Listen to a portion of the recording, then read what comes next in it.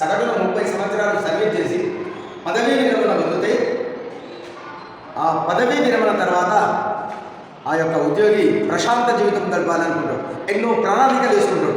తన బిడ్డలకు పెళ్లి చేయాలని, తన బిడ్డలకు ఉన్నత చదువుల కోసం ఫారిన్ పంపాలని, ఒక సొంత ఇల్లు కట్టుకోవాలని, అప్పులు తీర్చుకోవాలని ఇలాంటి కళలను కూడా కట్టారు.